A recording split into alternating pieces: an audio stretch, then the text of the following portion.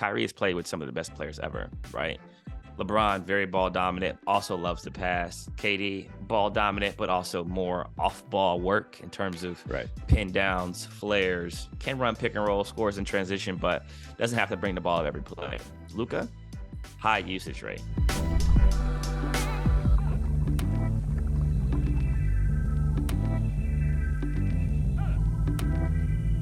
Welcome back to the CJ McCollum Show, joined as always by Izzy Gutierrez. Izzy is casually sipping wine, or was casually sipping wine. I just told on him. I'm a little jealous. I'm drinking water for the moment. It's a little light Pinot Noir. You know, happy hour started a little early this evening. Nobody needs to know what time it is right now. Let's just keep it moving.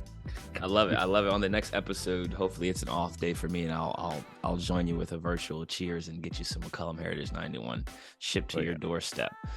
But I'm here in New Orleans. Finally, long season so far, a long month, a long last 3 weeks, and we finally have a homestand where I'm able to enjoy sleeping in my own bed, seeing my son, my wife, playing with my dog, and being able to kind of decompose before All-Star break. This time of the year for you, what is your thought process on how you grade and rate teams? You know, we talked about the beginning of the season, 20 games in, is it 25? Now we're almost 60 games in. Like, how do you judge and grade teams currently? And what's your thought process as you head into All-Star break? You know, it's funny because we don't, like I was looking at the standings earlier today and I was like, man, I have no idea what to really make. It's like, yeah, there's some teams bunched up. There's also the trade deadline happening. So, you know, there's going to be some teams that you just look at differently. And so I'm thinking, how am I best going to sort of judge the hierarchy of the league? And I just started looking at point differential, and normally in most sports it's a pretty decent way to judge. In your sport it's not always the best, but it's a decent one for, like, you know, 55 60 games to the season. And you guys have a point differential of 1.8 on the positive side, which is fourth best in the Western Conference, and like fifth is a good half point behind. So I just try to find different ways to figure out who exactly is doing well and who's a threat and who's going to sort of put themselves over the top at the trade deadline. But the thing that sort of individually always intrigues me is stories like your team just went through, right? So not only do you have, start off the season well, hit the number one seed for a second, and then hit, pothole, road bump on the road, whatever you want to call it, injuries, and then it's a 10-game losing streak. All right.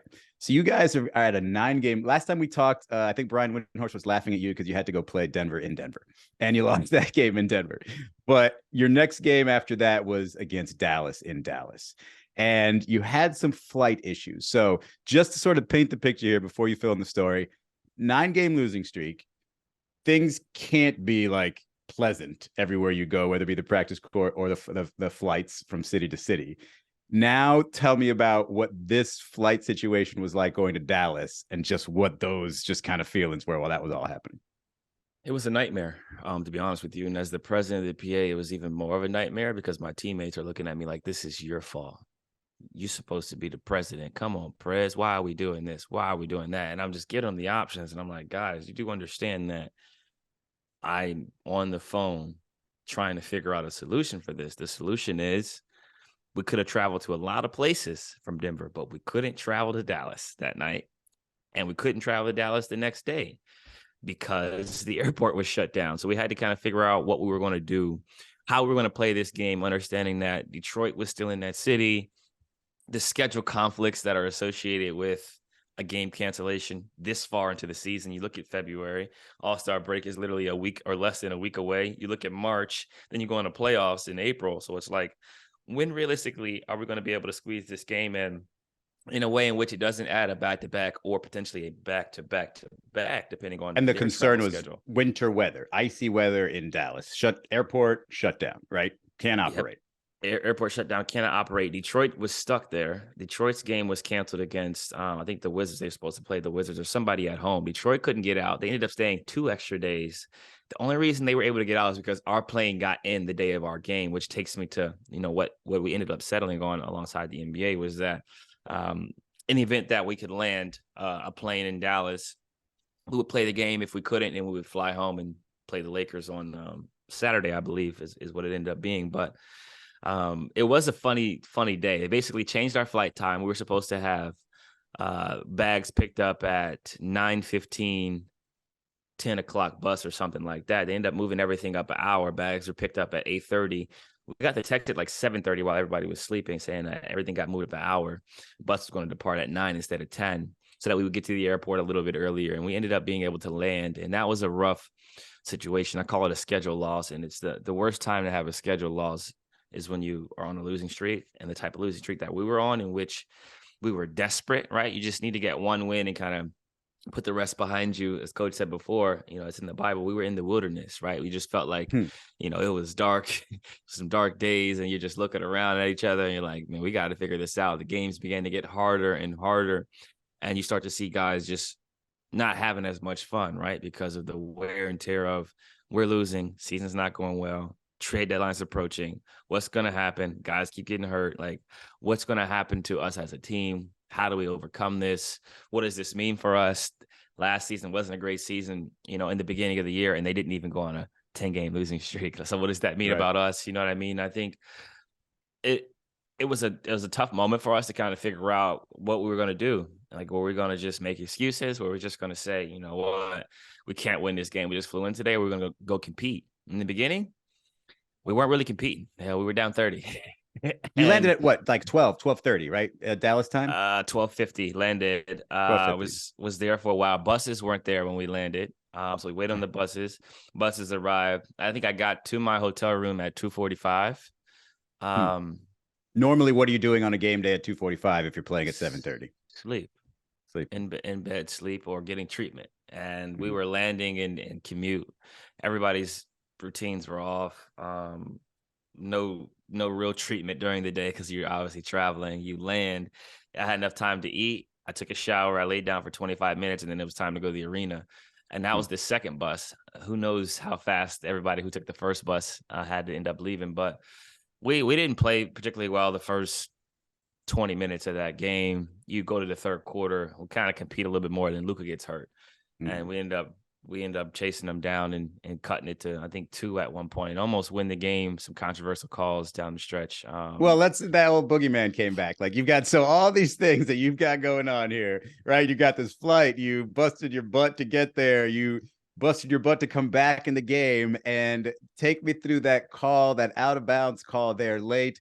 And in terms of, all right, so take me through the play real quick, because I got to ask you a potential rule change afterward. So on the play, ball out of bounds. Let's call it 5 seconds left, maybe. Side out. Ball ends up getting deflected, I believe. Guy takes a dribble, calls a timeout, so they can't advance it. Right. Ball has to be on the side. BI is guarding the inbounder. Hands are high. Hands are high. Hands are high. Inbounder throws the pass. BI jumps, times it, deflects it, lands in bounds, jumps again, saves the ball. Saves the ball to one of my teammates. Teammate flips me the ball. Refs blow it dead. I have a great look for a three-pointer. We're down 3. Refs blow it dead. They say that BI touched the ball while his feet were out of bounds. They cannot review the play, I guess. It's not a reviewable play. They go huddle up. Talk about it. Give the ball to Dallas Mavericks with no explanation. I said, what happened? They said, Brandon Ingram touched the ball while he was out of bounds. Mavericks ball. Turns out, as we find out later after the game, ref made a mistake. Brandon actually wasn't out of bounds. When he deflected the ball, he was actually in bounds. Ref made another mistake. They ran time off the clock. An extra, 1.6, 1.7, whatever it was, seconds. During it, Trey Murphy says, hey, when you blew the whistle, the clock continued to run. If it is out of bounds and Brandon Ingram touched the ball right away while he's out of bounds, the clock should have stopped right away since he was out of bounds and he touched the ball, which is what you ruled. Why did we lose 2 seconds? No explanation was given. And you ended up, your final play was with 2.1 seconds. So if you would have presumably had, 4 point something down 5 and still been able to, score and play the foul game one more time. Yeah. Or just being able to take the ball out of bounds, or me being able to shoot that 3 and make it. Well, that one, yeah.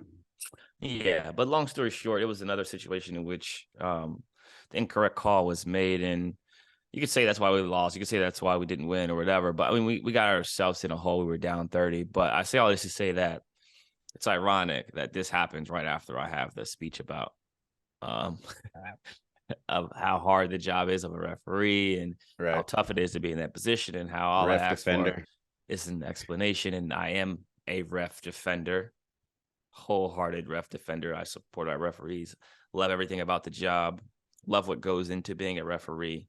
That happens to us.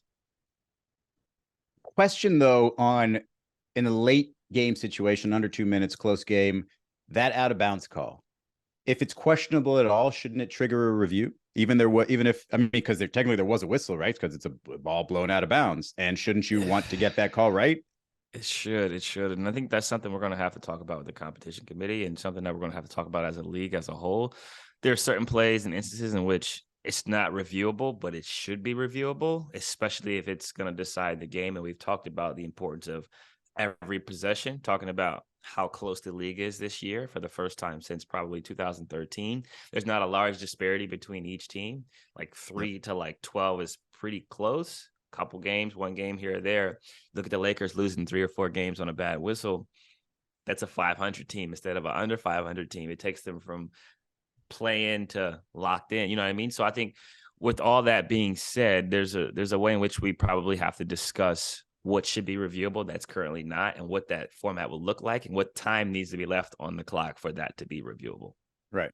So there's not currently somebody watching every single game as it's happening in Secaucus or in New Jersey. Because to me, if they could hire me for that, I would have watched that game and said, hey, wait a second, and press the easy button or whatever button you got to press to make a light go off and say, hey, take a look at that. It falls under the parameters, under 2 minutes, whatever. And I think that's kind of an easy fix. I mean, it always sounds easier than what it probably actually is. I think there's a way we can definitely do this. We have to obviously agree to it. It needs to make sense. It needs to be able to keep the game flow going, because one thing we don't want is people to be able to review over and over, and it'd be a play in which it shouldn't be reviewable, and another team is just trying to draw up a out of bounds play or a late game play. But I think if it's going to help the quality of play, it's going to make our game better, then we have to consider it. And considering the fact that, like LeBron and them, I'm not saying they should have been able to challenge the foul on the layup, but when a play decides the game, or could potentially decide the game, it should be reviewable. It should be. Yeah. I mean, in a tie, I would say, a literal final possession tie game with no shot clock on. Whatever happens in that possession, if it's questionable, review it, because it's literally the game deciding play. You've already played everything else. It's a tie game with less than 24 seconds left. Just go ahead and take a look at the monitor. I don't think anybody's going to complain. But what is that feeling like in that post-game locker room, where it almost literally feels like everything's working against you? Weather, travel, referees, even getting the hope of winning that game was almost worse than just letting it just play out the way it was playing. What was that post-game locker room like before you go into the next game? It showed a lot of character. It showed a lot of fight that we have. And, considering the fact that we landed that same day and played, and we're down 30 and didn't give up, shows that we got guys who care. We feel like we're always in the game. Maybe we should have had a more of a sense of urgency to start it, similar sense of urgency that we had when we were down 30. But I think from an execution standpoint, we knew we were close. We knew we had lost a few games in a row in which we competed.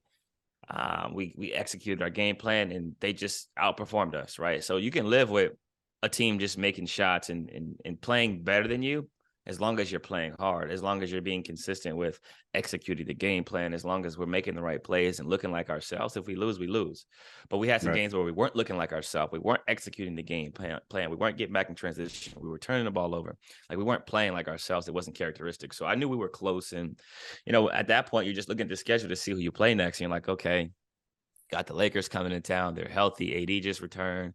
They're 3-2. The only 2 games they lost are the games that Bron didn't play in.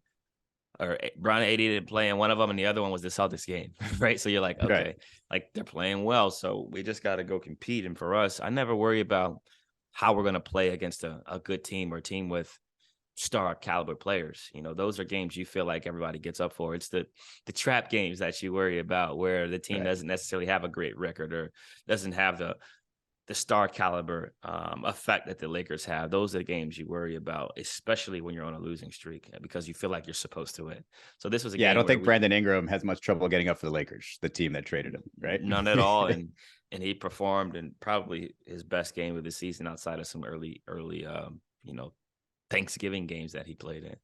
Yeah, he scored 35 points without making a three, which is pretty impressive. And it was easily his best game since he got back, if not best game of the season. But I was curious. So before that game, LeBron needed 63 points to get to Kareem's scoring record. And you kind of noticed it playing out on the road trip where he had the Brooklyn and New York back-to-back. So he was going to sit one of those, sat Brooklyn. And so if he would have played throughout, probably would have been in position to break the record in this game. But 63 points is what he needed. They'd asked him after his previous game, hey, you got it in you? Just get it out of the way against New Orleans. He said, it's definitely in me, but I don't know. So I'm just curious. You guys in the exact opposite situation, you don't want to hear about any sort of historic moments. You just want to get a win. Right. How did you experience that? Because it was probably the last game where you could realistically say, okay, he's not going to break the record here. But did any of that cross your mind in terms of him breaking the record there, him going on a heater, and then making, your guys' losing streak even more miserable? It definitely crossed my mind because he's the type of player that's capable of that type of outburst. But knowing him, knowing where we're at in this season, this juncture, close to All-Star break, bodies are starting to get more fatigued. You're talking about a guy who's been in the league 20 years. Also talking about a guy who's going to break, the scoring record.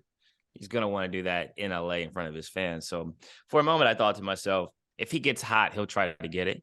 But otherwise, he's going to be comfortable scoring whatever he normally scores, which happens to be 30 points per game. And that'll basically cut it in half for what he needs with 2 or 3 home games coming up in LA. So I thought to myself, I'm not guarding him. I'll be showing. And when I am on him, we'll be trapping. So if he gets close, he won't get 63 on me because I'm fouling 100%. Fouling. He got to go make those at the free throw line. It'll be a boring record-breaking night for him. But I knew we'd be able to defend at a high level, understanding the fact that we were on a 10-game losing streak. We're at home, fresh off a road trip, fresh off a game in which we lost to Dallas. We knew we needed this game badly. I knew we'd compete and make it difficult on him.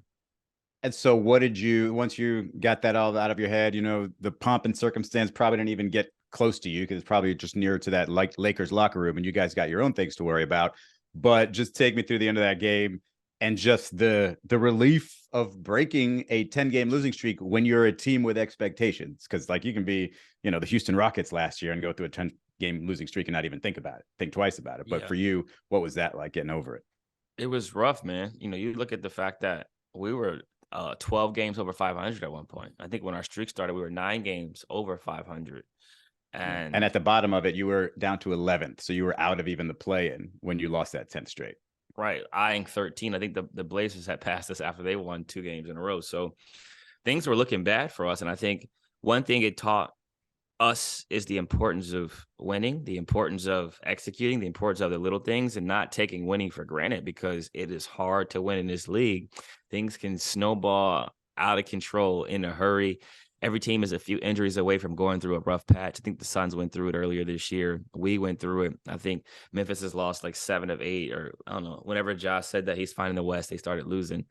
Yeah. And I think it changes your perspective and your appreciation and approach. And I think for our team, it was a wake-up call. Look, it's not easy to win. It's hard. It's not supposed to be easy, but you have to bring it every night. You have to take care of yourself off the court. You have to do the little things, and you have to not put pressure on yourself to win. You got to just execute the game plan and have fun. I think for a moment, we probably lost our joy a little bit because of the pressure of what we're going through. We're losing so much. Now you're feeling like you got to press, we got to win, got to make a play, got to get stops.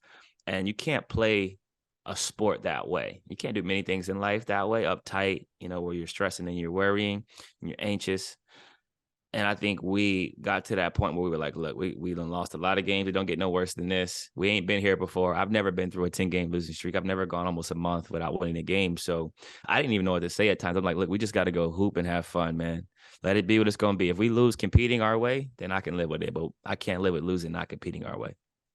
Yeah, I how do you get that back? Like the joy part? Because I think that's one of the great qualities of Steph Curry, for example. Like, regardless of where they're at, like if he's having a good time out there, it sort of, permeates through to the rest of the team. But like if you're losing, how do you try to regain that? Like when you said right there, I don't even know what to say. Do you like look to, and like maybe the next most veteran player and be like, hey, you got something? GT stepped up and had some good conversations about the importance of competing, right? He's like, y'all got to compete. It looked like y'all just getting comfortable with losing, right? Like you just like, oh, Who's well, that, we Garrett lost another Temple? game. Yep, Garrett Temple. Okay. And I think he's watching everything, right? He gets to see a demeanor. He sees us in practice on the planes, and he's seen the body language kind of shift. And it was just something important that needed to be addressed. And for me, it was more like, focus on what you focus on, right? Like instead of worrying about what somebody else is doing or what coach is doing or how you feel like you need this or you need that, what can you do better? And coach had the same message. Look in the mirror, and he gonna look himself in the mirror too and figure out how he can be better so that we're better. And I think the joy came when we just started having fun again, man. Just like playing at home helps for sure. Right. When you shoot and you celebrate somebody else's success or they set a good screen or you go on a run and you're cheering on your teammate, I think that kind of shifted the dynamic. And then we began to defend better, getting stops, getting out and running, not having to take the ball out the net every play. It makes the game more fun. And I think we got to that point where we had lost so much. It was just like, yo, let's just go hoop. Even when we got down 10 or 12, I think we got down 12 against the Lakers. And at one point, our first lead came with 6 or 7 minutes left in the fourth quarter. And that was our first time leading since it was 34-32 in the game. Like we just locked into the game. And I think for us, and for me specifically, you find your joys and happiness and things outside of basketball too. So family, being able to see my son, being able to kind of reconnect, self-center myself, understanding that like, look, you play a sport, sport's not going the way you want it to. Life is still going to be okay. You're going to win eventually. And when you do, remember what these losses felt like and remember how you approach your craft, right? Still doing your due diligence, still getting your reps, still getting your treatment, still getting your shots, and you still enjoying life. You're just not enjoying losing. And I think that was important for me. And I think everybody kind of got back to that when they got home. So the next game, you guys have Sacramento. I'm sorry, I forgot to ask. Is it "Wipe Me Down"? That's the victory song. Because I know down here they got Pepas. They got that song where they're going for the second year in a row. So you probably heard that song and was just like, man, I kind of forgot what that was like, right? Because you kind of take it for granted if you're at home and they play the song. It's like, yeah, we win. We do it all the time, and then it goes a month, and you're just like, man, that feels good. I love that song. First of all, it reminds me of just like a happy place, and having not heard it for so long, having just walked off the court to the point where sometimes I was just so pissed. Buzzer's not even going off yet, and you're just starting to head towards the locker room because they're dribbling the clock out, and you already know what that means. Right. It's frustrating, and I think, man, when you lose and you competing as hard as you can, it's just like it's demoralizing. But when you win after going through all those losses, I'm telling you, I threw the ball in there like we won a championship, man, because it was a rough 3 weeks, dog. Like it was hard to go through. Like this is our livelihood. We competing at the highest level. We working our tails off. We sacrificing all this time, energy, focus, attention. Our bodies sore, hurting. Everybody looking at the All-Star break like it's almost here. It's almost here. And you see what losing. It could be too. See what it could be. Like man, the way you guys started. If we played at a 500 pace during that losing streak, like we just win one, lose two, win one, you're looking at the second or third place right now, right? Yeah. So it's like understanding that we're that close to being great. We're also that close to being out of the playoffs. And it's a thin line between success and failure. And I think that was a good wake-up call for us. And the timing was perfect because still enough time to recover and recoup some of them losses. We got some wins we can get before the break. Then we get healthy, either right before the break or after the break, and we'll be whole again. And then it's a sprint, right? Because All-Star is not at the halfway point. There's like 20 games left, right? We'll be at 60, basically almost 60 games at the break, and it'll be 22, 23, 24 games left. Yeah, that's the tricky part. People think, oh, it's time to like just take a breather and now we'll start that. No, it happens like that, right? If you come back from the All-Star break. So you could kind of see it in your guys, sort of the everything sort of lifted going into that Sacramento game. At least you played that way. Like I know they didn't have De'Aaron Fox that night, but they're still a really, really good team. And so you guys just probably had your best game in a while, at least defensively there. You win 136-104. Not to say, hey, back on track or everything like that, but Brandon Ingram seems like he's gotten a little bit of a role. You guys won these 2 games. You guys have first time playing Sacramento. A lot of buzz about Sacramento. You guys handled them pretty easily. Where's the mindset now? Like, is it, hey, maybe we don't want that All-Star break to hit, or is it just like, all right, we've got things back together. Let's get Zion and sprint to the finish. Still want the All-Star break to hit. I'm a big fan of the All-Star break for the mental reset as much as the physical.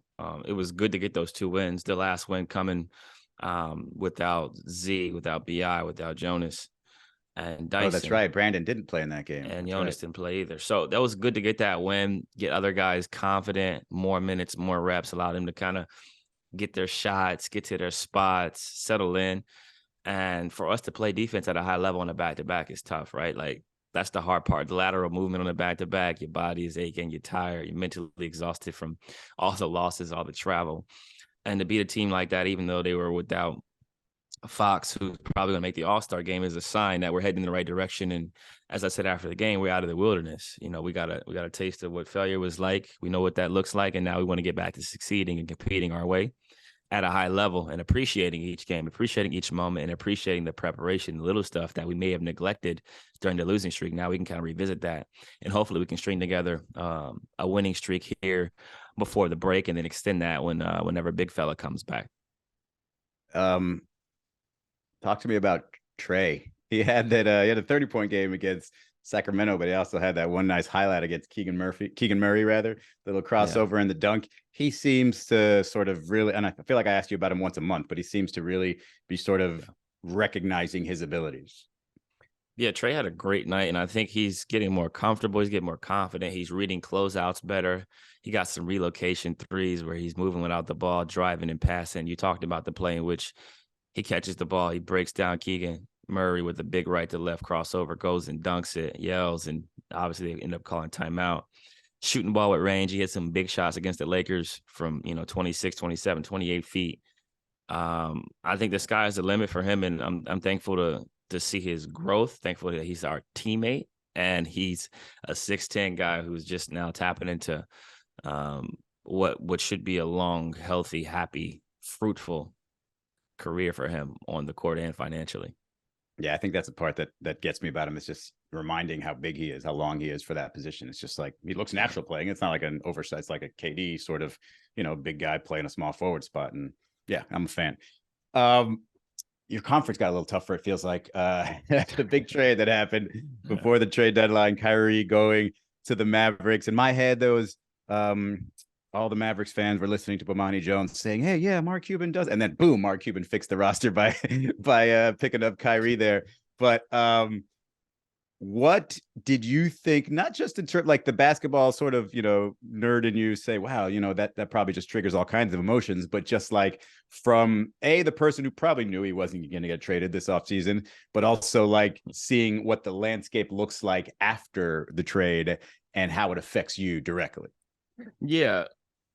Thankfully, I'm in a more secure position around the deadline, but I will say anything can happen, right? Like, yep. There's only a handful of players that are untradeable in this league. And to be honest, I did see a proposed Kyrie Irving for CJ McCollum trade probably on Saturday of last week. So gotcha. It's always something. Yeah, it's always something. I think financially, like the situation has to work for both teams. The players need to be on the same either trajectory or along the lines of what they want to accomplish. So there's a lot that goes into that. But I say this all the time, and I had this talk with some of our players. I said, look, man, I've been through, this will be my 10th trade deadline. I've been in trade rumors for 8 of them. This will be one in which, like you said, there's kind of rumors, but not really. And my rookie year, I wasn't getting traded because I had a broken foot. Outside of that, every year I was in rumors. And I think it's a maturity level that you have to have with this sport, understanding the business aspect of it, but also understanding the human aspect of it's okay to feel a certain type of way when you see yourself in trade rumors or you see people speaking ill of you. But I said, you also have to understand the fact that you can't make everybody happy. It's impossible. And if you're in trade rumors, that means you have value. So you should be happy and thankful that other teams could potentially want to acquire you or want to trade for you as a part of an asset, whether that's a pick or players. And that the chances of you staying on one team for your entire career are slim to none. In my draft, for example, Giannis and I were the only 2 players left on the same team that drafted them. Now it is just Giannis. Right. And looking at our roster, there's a Zion, there's a Brandon Ingram, ain't no Giannis's. And so if somebody's gonna be a lifer on this team, it's Zion, because BI Mhm. has already been traded. So I think like you guys got to understand that part of the business. Like something could happen, something may not happen. Be a pro, do your job, and don't put extra pressure on yourself to hoop. Like you're here for a reason. You're going to be here for a reason, or you're going to be playing for somebody else. And I think that's the important part to look at. And the professional human element of I could be traded in 3 days is tough to think about. But you're going to go through this every trade deadline. I think as you grow and as you get older, you get more comfortable with the fact that this is completely out of your control. Yeah, I just can't imagine even the Kyrie thing. Like you've gotten sort of a heads up. Hey, you might be going here, da da da. But like, the trade demand happened. It's 1 week's time. It could be any of these places, and now you've got to spend 3 to 4 months just living there and getting to know all these people and play.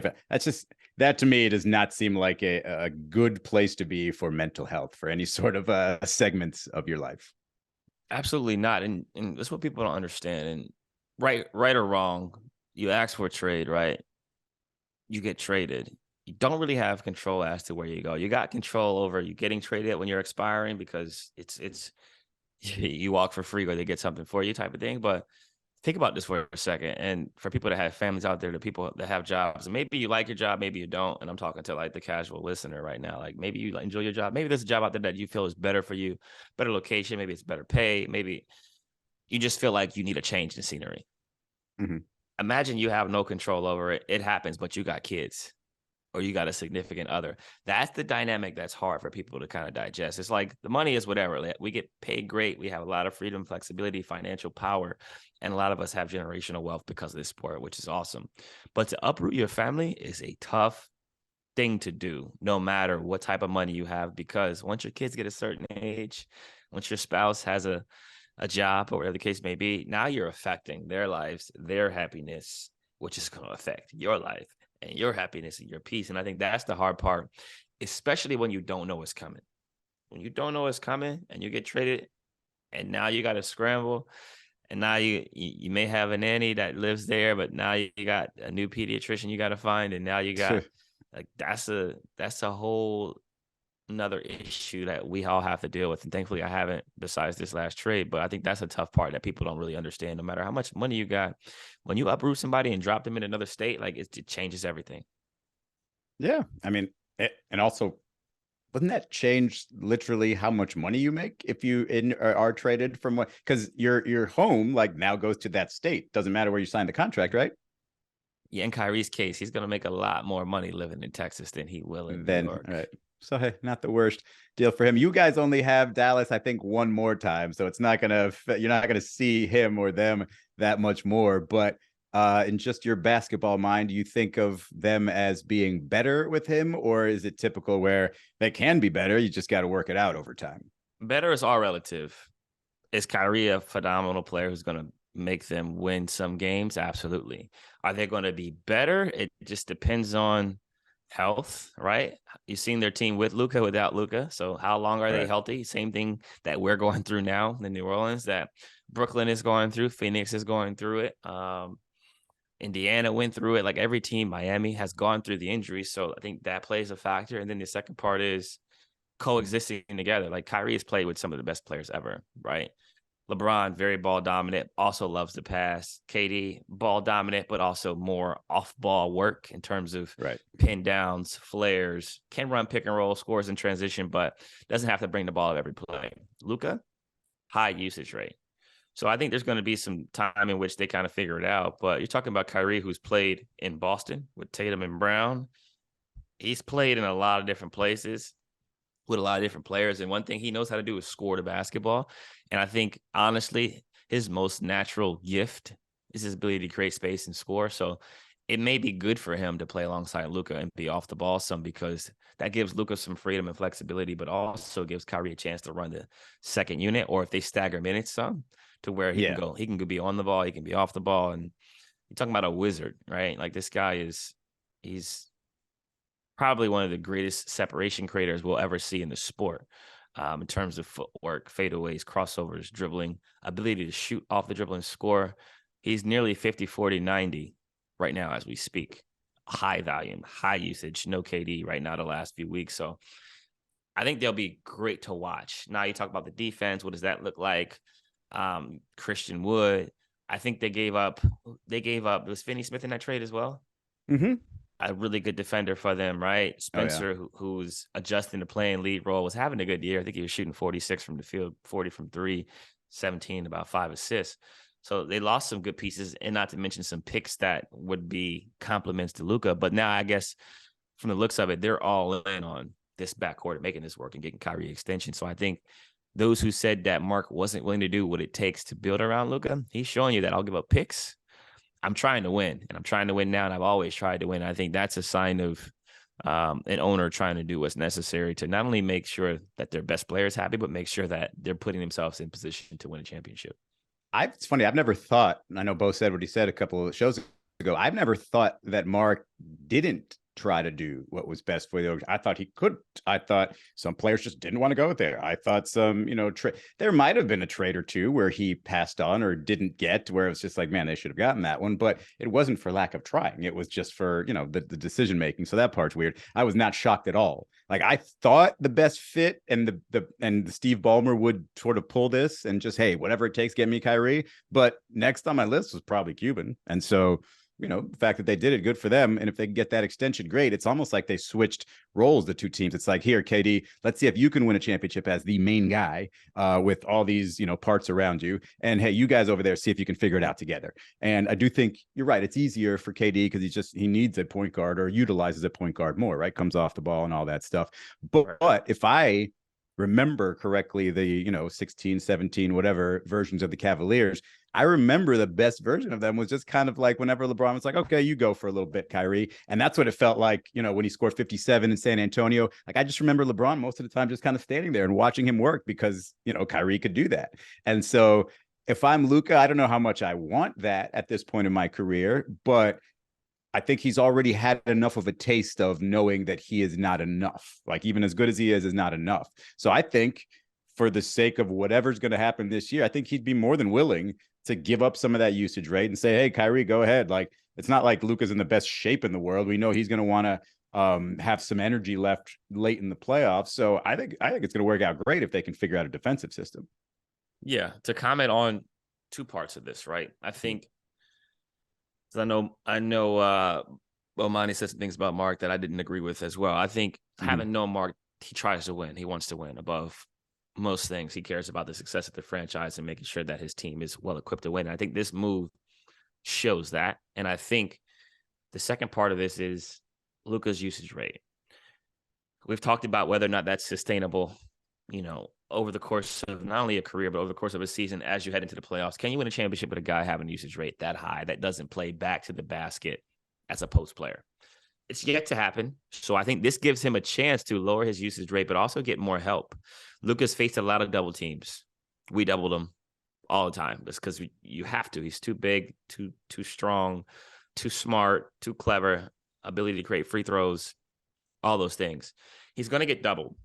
Kyrie is hard to guard one-on-one or 2-on-1, right? So this gives you another guy who can score a 50 or 60 in a night if he has to, a guy who's consistently scored over 25 points per game, a guy who shoots 90 from the line, a guy who hits game winners, a guy who's so good, arguably the best player in the world has said, you take the game winner. The best player in the world has said, you take the game winner. We've seen that the last few years.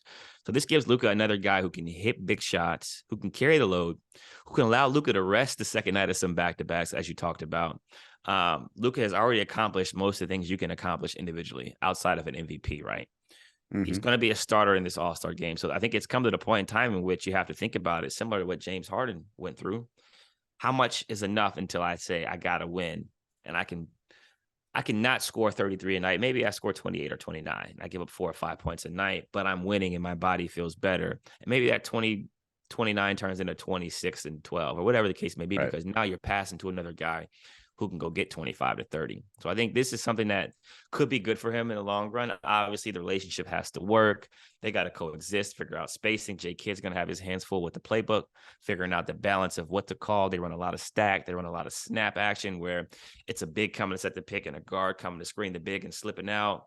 They got some off-ball stuff they can do with Kyrie now where Luka can be the handler.